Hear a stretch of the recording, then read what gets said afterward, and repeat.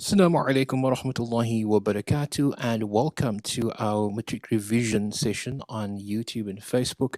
Once again, we'll be focusing on a topic where we're preparing for the upcoming exams. Today, we'll be focusing on business studies, and joining us is Imran Majid. Imran, Assalamu alaikum wa rahmatullah. وعليكم السلام ورحمة الله وبركاته. Well, Imran, I think this has probably been our third session now, or is our third session. But so, without further delay, I'll hand over to you to proceed with today's lesson and revision. Shukran. Assalamu alaikum, guys. Welcome to actually session 4 for business studies. We're going to focus on paper 2 today. So we'll focus on everything that you need to know for paper 2. Congratulations. So well done to you guys for completing paper 1 last week. I hope you guys wrote well, and now we can prepare for paper 2. So basically, with paper 2, the same thing as paper 1, you're going to focus on two topics. So the two topics is business roles and business ventures. So if now I move to the next slide now, business roles, we'll focus on ethics and professionalism, creative thinking and problem solving, CSR, corporate social responsibility, and CSI, corporate social investment. We'd also focus on human rights, inclusivity, and environmental issues, as well as team performance assessment and conflict management. So, if you can see, you'll probably think that it's more work that we're going to need to study for one topic, because there's a lot of subheadings, but it's actually not. If you understand it, it is quite simple, guys. So no stress, don't stress.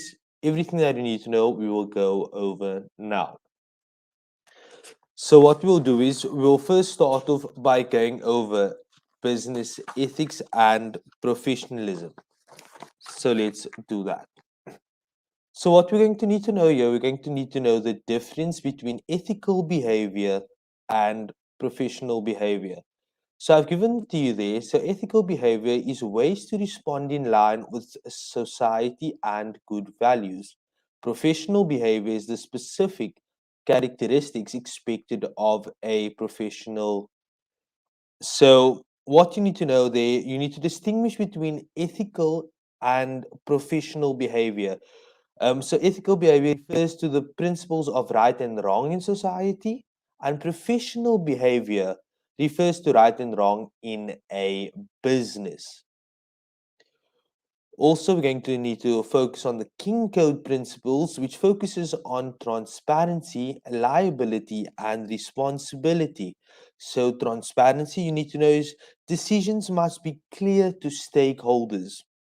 Our liability is that regular communication between management and stakeholders, as well as responsibility, where we now need to focus on programs that must protect communities. Our types of unprofessional business practices that we do need to know. So, what would our types of unprofessional business practices be? Just to name a few, we would say sexual harassment. An example of sexual harassment, many promise employees promotion if they agree to a relationship. So, I know some of you guys might have heard one of these. So, the next one would be unauthorized use of workplace funds. Staff who download music and movies with the work's internet. We know always, some of us know of our parents or our friends going into work and saying, now I need to use the work's Wi-Fi so that I can download me a movie to watch for tonight. So that is unprofessional business practices, guys. Our next one, another example that we can give is abuse of work time. So make personal calls during business hours is unprofessional. We cannot do that. We have to do it in our own work time, in our own free time, which is maybe during our breaks. So we get a 30-minute break per shift as well as 15-minute tea time. What we also need to know, as on the screen, is our types of unethical business practices. So I'm going to give also examples of unethical business practice. it would be dishonest adverts. So examples would be to advertise second-hand goods as new goods. If you guys look on Facebook, this happens a lot. So this is unethical business practice, guys. Also, another one, prices of goods in rural areas, the inflation of prices. So sometimes the prices are high and sometimes the prices are low in certain areas that you go to. Another unethical business practice would be tax evasion. Businesses that do not declare the income to SARS. So, yes, they register with SARS, but they do not declare the income, how much they are making. So, therefore, they pay less tax, which is an unethical business practice. And when SARS finds out this, they will now get fined a penalty and will have to repay all those amounts that they haven't paid yet. So that is our ethics and professionalism. We now move on to the next one, which is creative thinking and problem solving. The difference between creative thinking and problem solving is something that we should know. So, problem solving, it's the process that evaluates alternatives and uses research to solve a problem. Our decision making, it is the practice of considering a number of existing alternatives and deciding which one is the best solution. So you should know the difference. It's problem solving. I know I wrote creative thinking, the difference between creative thinking and problem solving, but it's actually the difference between problem solving and decision making. We also need to know ways in which business can create environment to stimulate creative thinking. So I'll just give you five from the top of my head. It would be encourage staff to come up with new ideas, train staff in innovative techniques, encourage job swaps within the organization, encourage alternative ways of working, as well as respond enthusiastically to all ideas.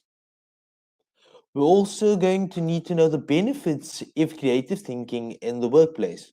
So that would maybe be give the business a competitive advantage.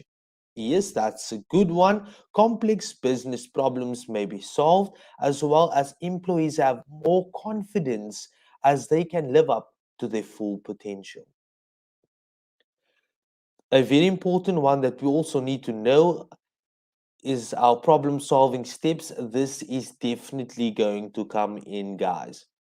Problem solving steps, it has came in for the past 3 years already. It's going to come in again. So please memorize these problem solving steps. So firstly, it's number one, identify the problem. Number two, define the problem. Number three, identify alternative solutions. Number four, evaluate the alternate solution. Then formulate the alternate solutions as well as implement the strategy now. Then we monitor the strategy and evaluate the strategy. We now move on to the next slide. It is this, we're still continuing with our problem solving techniques. So what's going to happen here? We must be able to identify the problem solving techniques from given scenarios. So we need to know what the Delphi technique is, force field analysis, brainstorming, and nominal group techniques. So as I said now before, they're going to give us a scenario in the exam. What we're going to do is from the scenario, we're going to have to determine what is the Delphi technique, what is the force field analysis, the brainstorming, the nominal group technique. I'm going to give you a definition of it. Please know the advantage, disadvantage, at least one or two bullets, as well as an application at least. So I'm going to give you a definition of each so that I get a proper understanding. Therefore, you can make your own advantages and disadvantages with the understanding. So Delphi technique, what is a Delphi technique? So it's the use It's a use a panel of experts to find solutions to a problem. Experts do not have to be in the same place. So you're getting experts from different places and they just come together to find a solution. Our force field analysis, developed by Kurt Lewin to facilitate change in an organization. Our brainstorming, a group of problem solving technique that involves the spontaneous contribution of ideas from all members of the group. Our nominal group technique is the nominal group technique is a variation of brainstorming where individuals come together on their own rather than as a group. So they just form a group together, they come on their own. So that would be your problem solving techniques that you should need to know. Please do know that because it's going to come in, guys. Our CSR and CSI would be our next topic that we'll be going over. So, what is CSR and CSI? CSR is corporate social responsibility.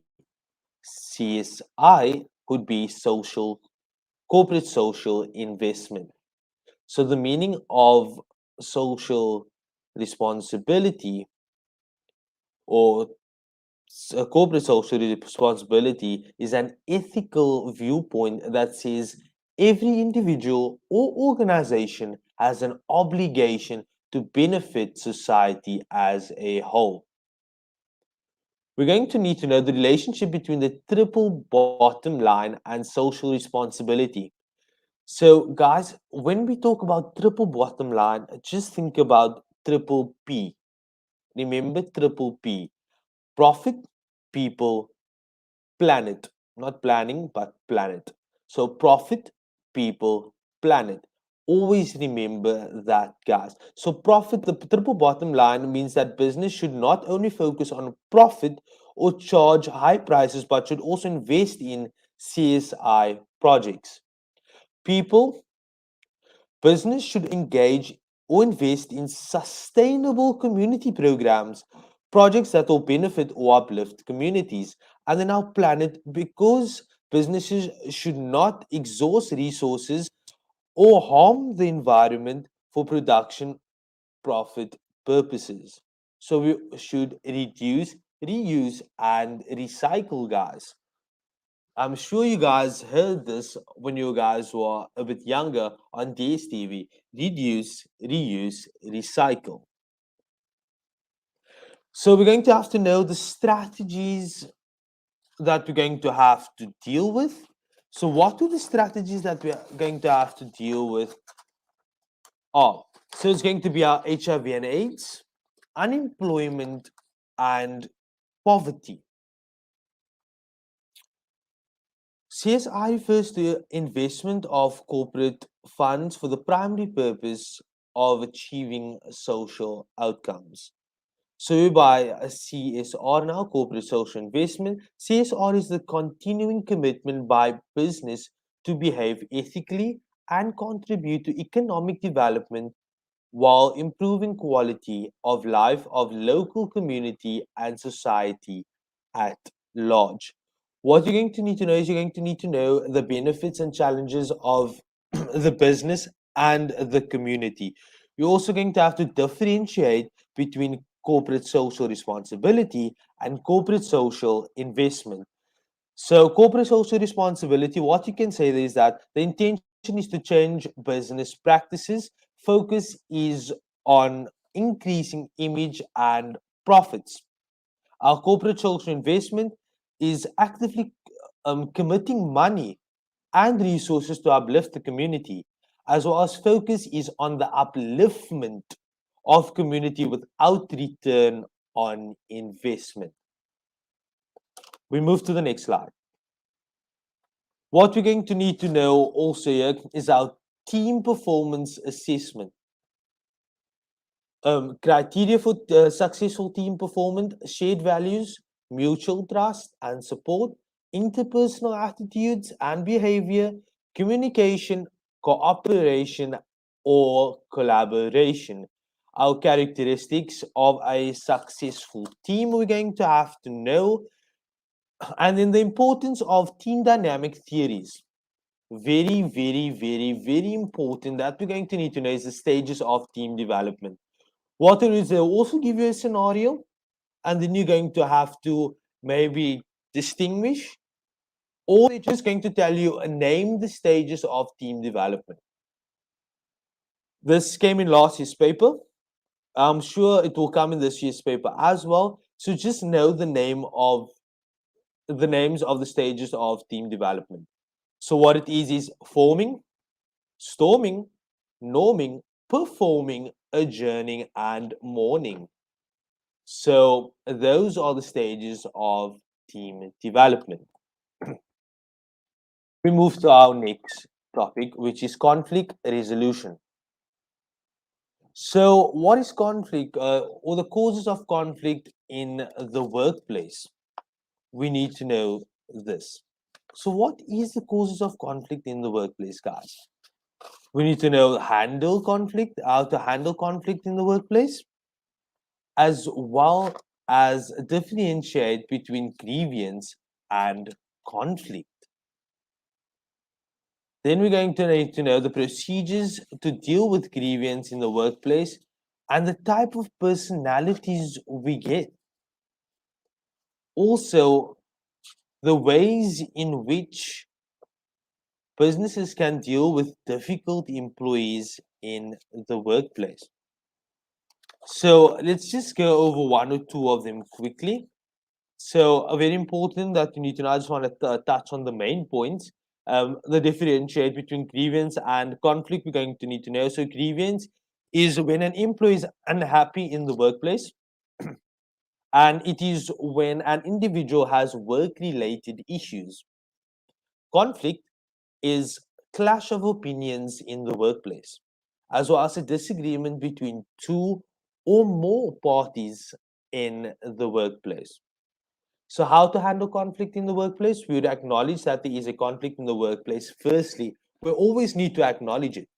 Secondly, we'll then identify the cause of the conflict and then arrange pre negotiations where workers can state their case separately. Lastly, we would monitor the progress to ensure that the conflict has been resolved.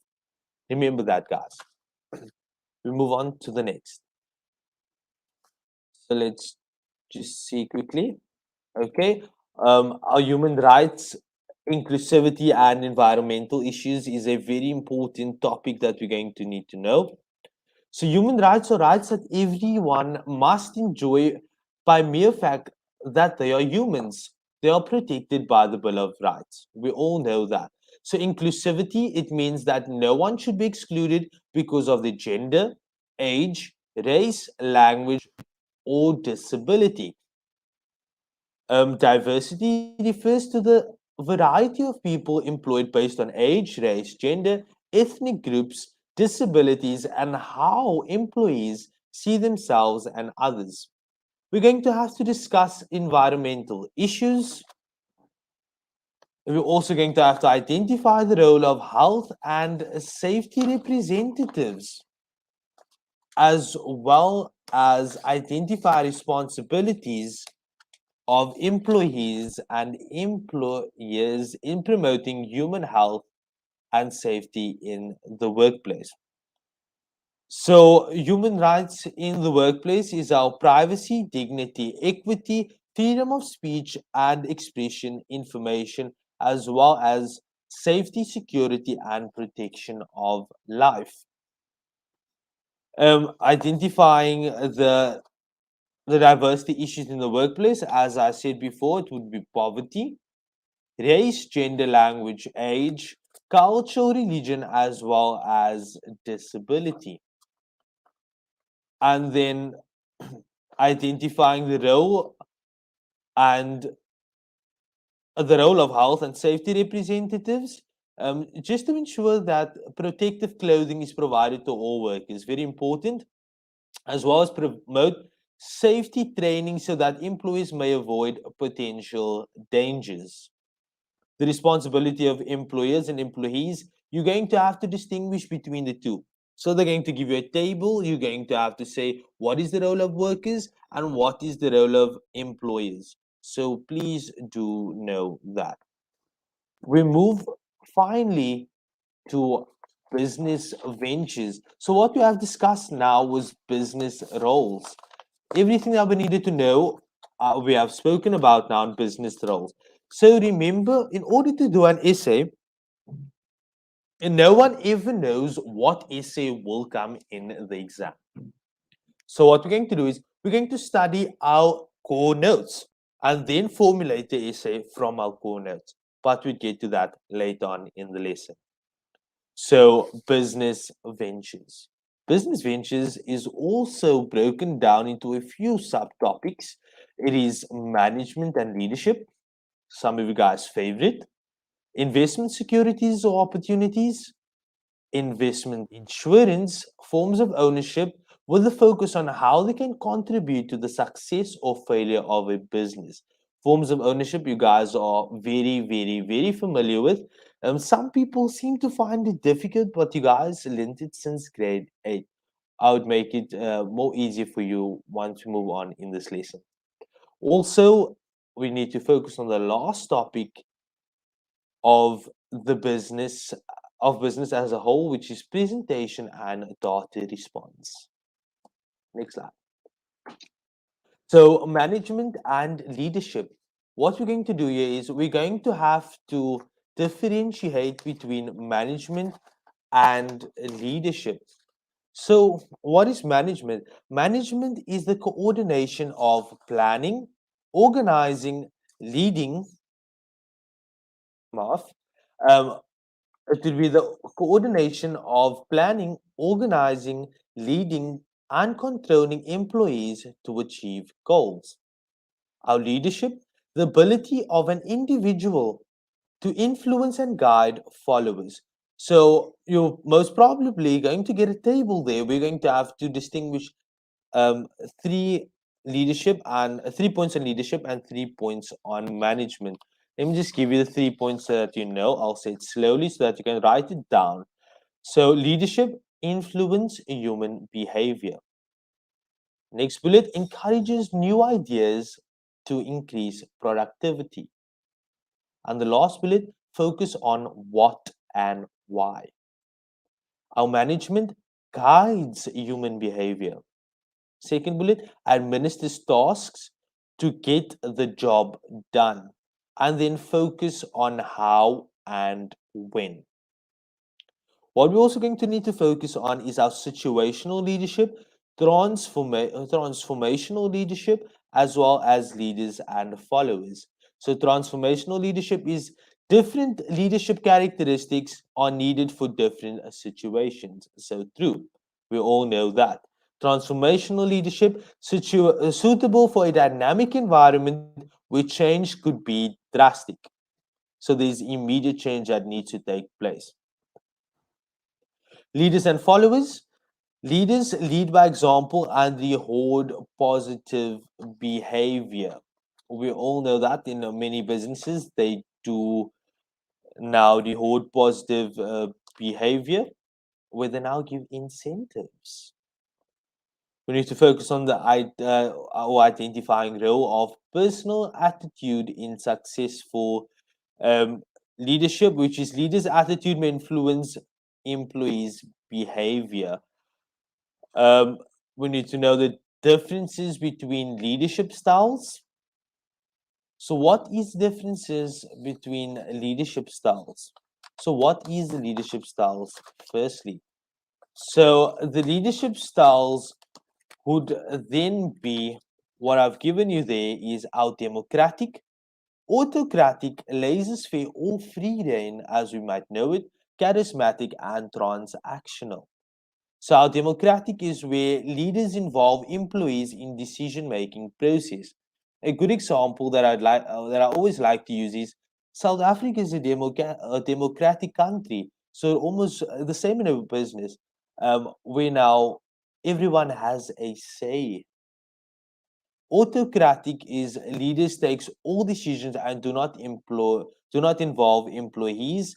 This basically means like if you guys know in history back then, if you know the leadership of Adolf Hitler of Germany. Adolf Hitler was an autocratic leader.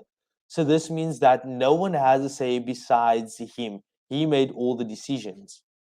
A good thing about this is that decision making becomes easier and gets quickly done.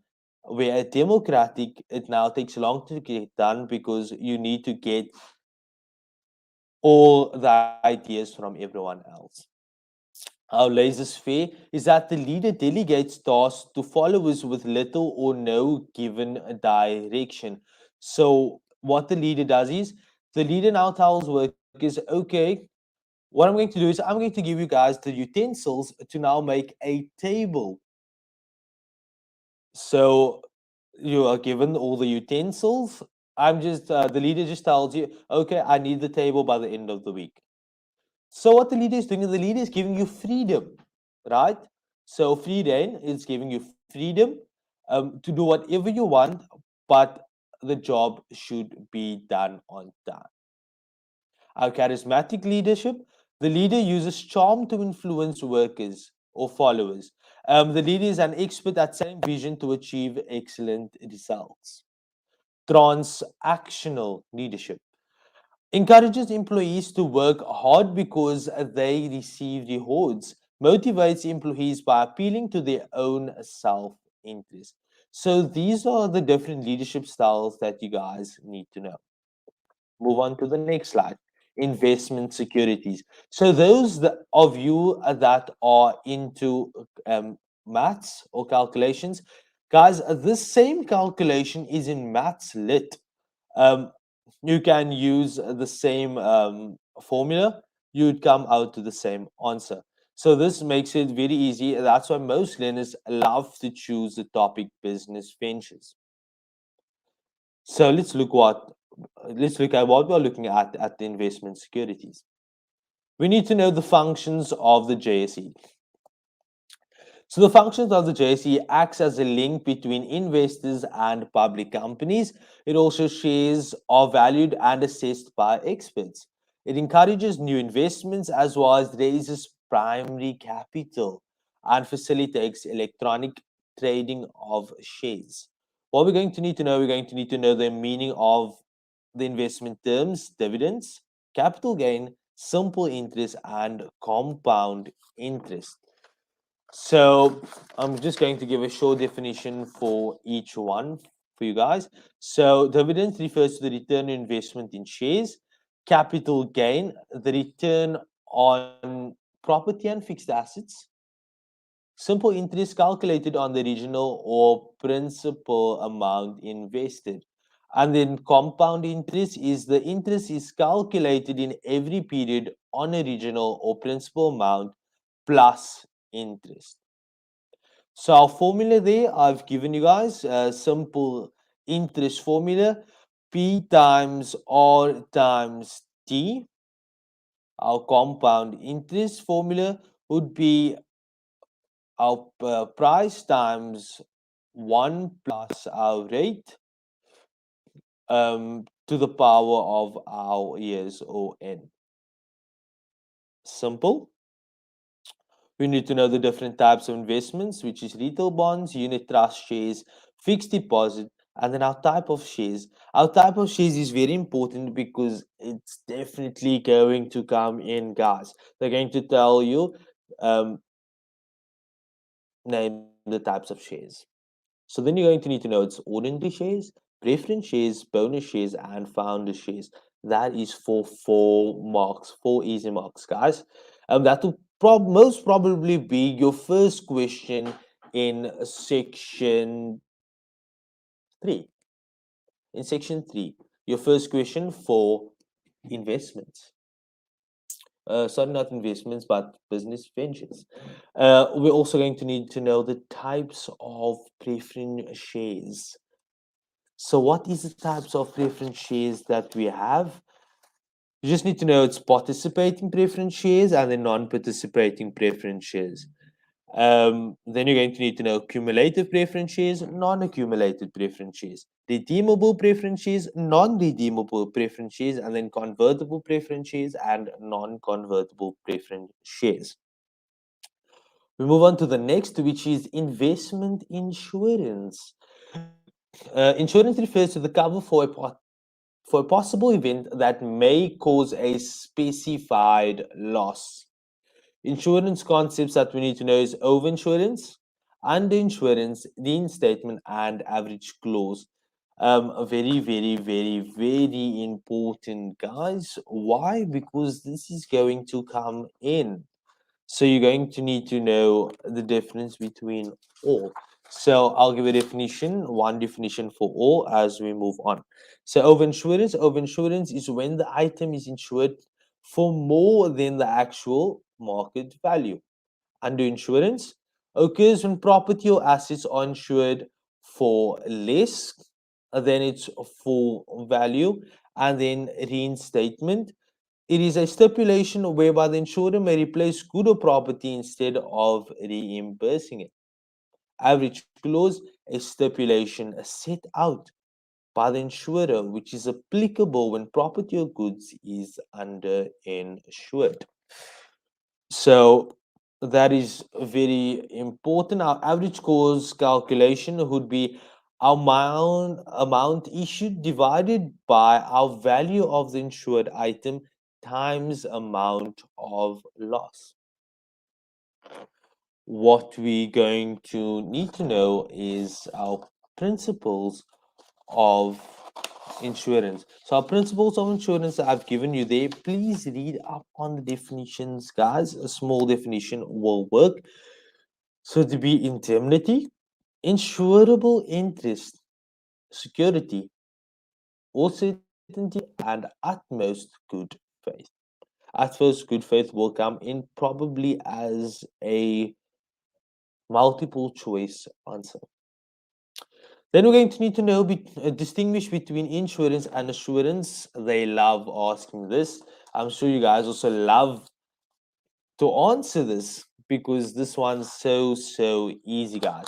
So insurance, it is based on the principle of indemnity, where assurance is based on the principle of security.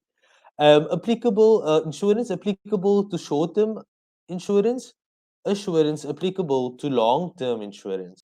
Insurance, it covers a specified event that may occur, and then assurance, specified event is certain but time of event is uncertain. An example of insurance would be property insurance or theft. Assurance would be life insurance, retirement, and retirement annuity. So those are the ones that you should know. Then also you need to know insurable risks and non-insurable risks. Insurable risks are theft, fidelity insurance, burglary, money in transit, fire, natural disasters, injuries on premises. And then non-insurable risks would be losses caused by war, most risks occurring between placing orders and receiving goods, changes in fashion, losses caused by marketing malpractices, as well as advancement in technology. We're also going to need to know the last bullet difference between compulsory and non compulsory insurance. So, compulsory insurance is required by law to be taken out and paid for. Examples of this is UIF, RAF, RAF is Road Accident Fund, and then COIDA. So UIF, we know that every worker in a business needs to pay UIF, which is 1% of your salary. Our non-compulsory insurance is a voluntarily insurance to enter into an insurance contract. Examples would be short-term insurance, which is your theft and fire, and your long-term insurance, which is your life insurance. We are done with insurance or investment. So we move now to one of your favorites, which is forms of ownership. So, forms of ownership, we're going to need to know the liability, legal entity, and continuity. The best to know here is that what we're going to do is you need to know now just what does the liability mean, legal entity mean, and continuity, so we can answer each one of the questions under sole proprietor, partnership, close corporation, cooperatives, state-owned companies, non-profit company, personal liability company, and then private and public company. So let's just go over it quickly. Liability refers to the responsibility of the owner for the debt of the business. Legal entity, business with legal entities may enter into contracts in their own name and may sue and may be sued separately from the owners. And then continuity, the ability of the business to continue after death or retirement of the owner or more than one of the owners. Always remember continuity. All other forms of ownership is as continuity. The only one that doesn't have continuity is a sole proprietor because it has one owner. Because it has one owner, there's no one that can take over once he dies. So let's just go over what each one means quickly. So sole proprietor, it has one owner, as we know, and can make quick decisions without having to consult with anyone.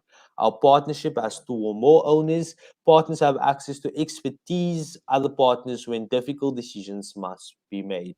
Close corporations, members are actively involved in management of the business. It is 1 to 10 members and they do not have owners. Cooperatives, they are managed by a minimum of three or more directors. State-owned companies requires three or more directors and one or more shareholders, as well as the state or the government is involved in this form of ownership.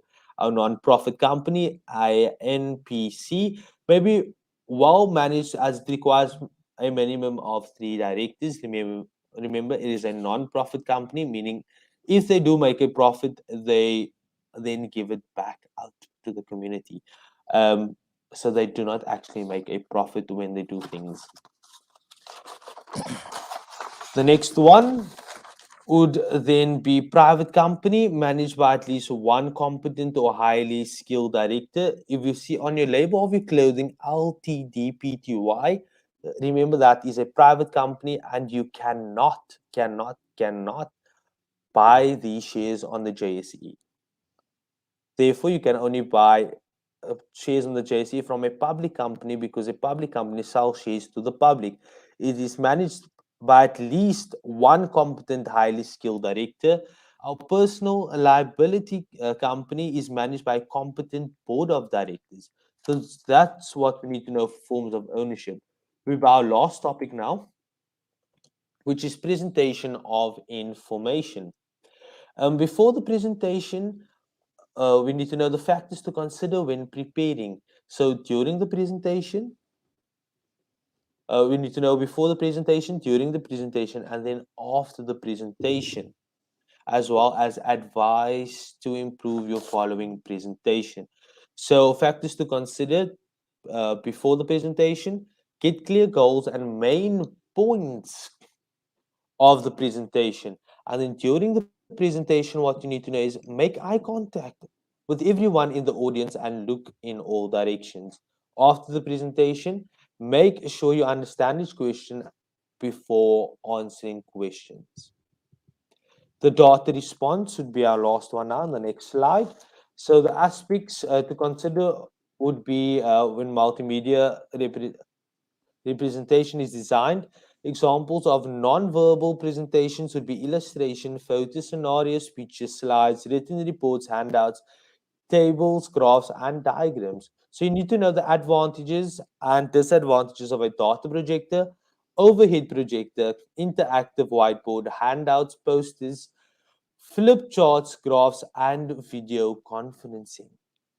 Um, we go to our next slide, which is now our multiple choice questions, our section A. So we're going to get multiple choice, match the columns and choose the correct word.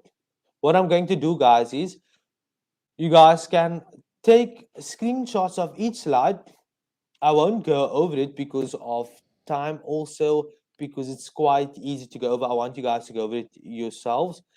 And then take screenshots and then I'll send the answers as well on the next slide. So this is your question one. You can take a screenshot. 1.2, which is now choose the correct word. Remember, guys, with 1.2 and 1.3, they're going to try to confuse you. So they're going to give one possible correct answer, then one possible answer that is slightly close to the correct answer. So they're going to try to confuse you. So remember to sit down, relax, take a breather, read the question twice, and then answer the question. So screenshot. Next one. You're going to screenshot this. The same year, they're going to give you two possible answers. The one is correct. So please make sure which one you choose. And now I'm going to give you the answers. So this is the answers over here. A, B, A, C, D. Johannesburg Security Exchange, debenture, retirement annuities, tax evasion, and then decision making. 1.3 is F, G, E, H, I. And now we move on to our long questions. So our long questions, the same. I'm going to give you the questions and then the answers. So elaborate on the meaning of insurance. Everything that we have spoken about now in the last 45 minutes is all coming into questions. So they're going to ask the questions. We're just going to use that information to answer these questions. And it is simple, guys. The same way you're going to now make up your essay from those answers or those work that we've been going over. So screenshot and then screenshot the answers that follows as well. Screenshot. You can screenshot this, that as well. See, private and public company. And then your calculations, your favorite. Please go over the calculations because it's definitely coming in. And as you can see, it's for 4 marks to 8 marks. Business roles. So I'll take a screenshot here, the same here. Nice and easy. As I told you before, identify the stages of team developing by 3.2. Remember, those are the storming, norming, performing, mourning, adjourning. So those are that. And then your answers.